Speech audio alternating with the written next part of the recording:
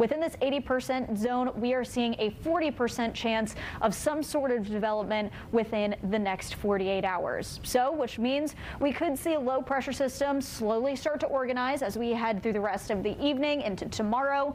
Most likely going to be seeing a depression form this weekend, and this could be bringing some rain to us here in Central Florida as we head through the next couple of days. So let's take a look at the storm name roster. Next on the list is Patty, followed by Raphael, and we're going to continue to focus in on this zone because, like we've been saying for quite a while now, there is still very warm ocean water across the southern Caribbean, and this acts as jet fuel. This is what we've been saying all season long.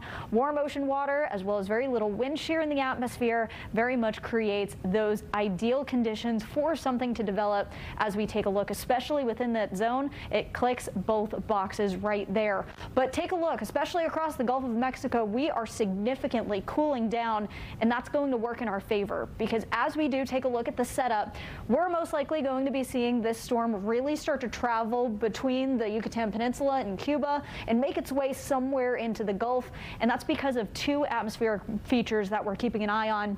We have this high pressure sitting just off the east coast, and we also have this very big dip in the jet, and both of those are going to steer whatever does start to develop into the Gulf of Mexico. But again, we have that very warm ocean water that's going to allow this to pick up, but then it's going to interact with the very cool ocean water now in the Gulf, and also we have very large wind shear, especially happening within this area, and I think that's really going to start to cut it down and really allow this thing to disorganize as it makes its way into the Gulf, which is why we could be seeing a lot of rain next week.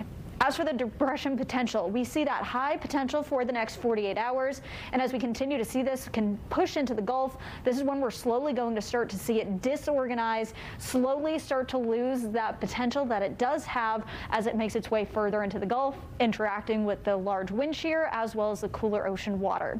So models pretty consistent. No matter which way you slice or dice it, it is going to go into the Gulf is what models are agreeing on right now. And what happens after that is still a little bit up for debate. But here's the 2024 hurricane season so far. We've made it from Alberto all the way down to Oscar, but we still have a month left of hurricane season. Now at the start of November, we are at November 30th before 2024 hurricane season officially wraps up. So let's talk what we could see for Central Florida. We are going to take a look at the weekend. Just a few very scattered showers like what we saw today as we take a look at Saturday. But as we take a look a little bit further into next week, Wednesday, Thursday, and Friday is when we could see more of that widespread rain pushing in from whatever this tropical system could be as we take a look at next week. But right now, no direct impacts here in Central Florida.